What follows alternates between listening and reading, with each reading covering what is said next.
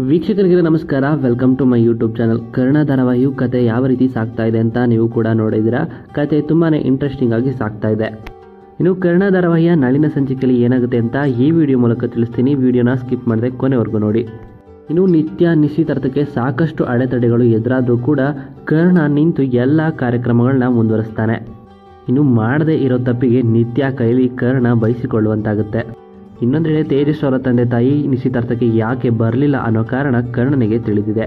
ಆ ತಪ್ಪನ್ನು ಕೂಡ ನಾನೇ ಮಾಡಿದ್ದು ಅಂತ ಹೇಳಿ ಮಿಸ್ ಆಗಿ ಕರ್ಣ ನಿತ್ಯ ಕೈಲಿ ಬಯಸ್ಕೊಳ್ತಾರೆ. ಹಾಗೆಯೇ ನಿತ್ಯ ಅವರು ನಿಮ್ಮಿಂದ ಆಗಿರೋ ತೊಂದರೆನೇ ಸಾಕು, ಮತ್ತೆ ಮತ್ತೆ ಎಡಿಟ್ ಮಾಡೋದು ಬೇಡ, ನನ್ನ ನಿಶ್ಚಿತಾರ್ಥ ಮುಗಿಯೋವರೆಗೂ ಮುಗಿದ ಮೇಲೂ ಕೂಡ ನನ್ನ ಕಣ್ಣಿಗೆ ಕಾಣಿಸ್ಕೋಬೇಡಿ ಅಂತ ನಿತ್ಯ ಇಲ್ಲಿ ಕರ್ಣನಿಗೆ ಹೇಳ್ತಾರೆ. ಕರ್ಣ ಅವರು ಕೂಡ ನಗ್ನಗ್ತಲೇ ಆಯಿತು ಅಂತ ಒಂದು ಉತ್ತರವನ್ನು ಕೊಡ್ತಾರೆ. ಇನ್ನು ನಿತ್ಯ ಹಾಗೂ ತೇಜಸ್ ಅವರ ನಿಶ್ಚಿತಾರ್ಥ ಅಂತೂ ಅದ್ಧೂರಿಯಾಗಿ ನಡೆಯುತ್ತೆ ಅಂತಲೇ ಹೇಳ್ಬೋದು. ಕೊನೆಗೆ ಸಖತ್ತಾಗಿ ಸ್ಟೆಪ್ ಕೂಡ ಹಾಕ್ತಾರೆ. ಎಲ್ಲರೂ ಸೇರಿ ತುಂಬಾ ಚೆನ್ನಾಗಿ ಡ್ಯಾನ್ಸ್ ಮಾಡ್ತಿರ್ತಾರೆ.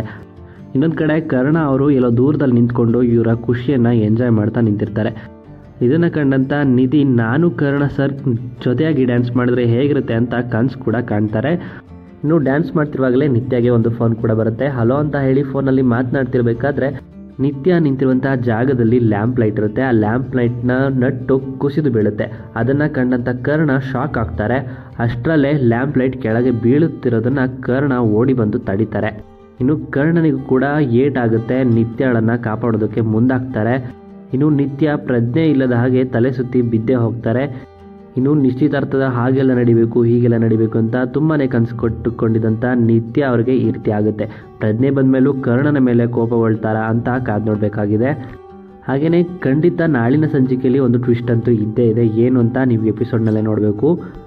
ಯಾಕಂದರೆ ಕರ್ಣ ಮತ್ತು ನಿತ್ಯ ಇಬ್ಬರು ಕೂಡ ಹತ್ತಿರವಾಗ್ತಿದ್ದಾರೆ. ಆದರೆ ಹತ್ತಿರವಾಗೋದಕ್ಕೆ ಇನ್ನೊಂದು ಕಾರಣ ಕೂಡ ಅಲ್ಲಿದೆ. ಏನು ಅಂತ ನೀವು ಎಪಿಸೋಡ್ ನೋಡಿದ ಮೇಲೆ ಗೊತ್ತಾಗುತ್ತೆ.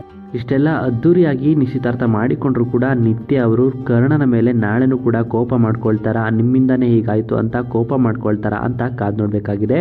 ಹಾಗೆಯೇ ಈ ವಿಡಿಯೋ ನಿಮ್ಗೆ ಇಷ್ಟ ಆಯಿತು ಅಂದರೆ ವಿಡಿಯೋಗೆ ಲೈಕ್ ಮಾಡಿ.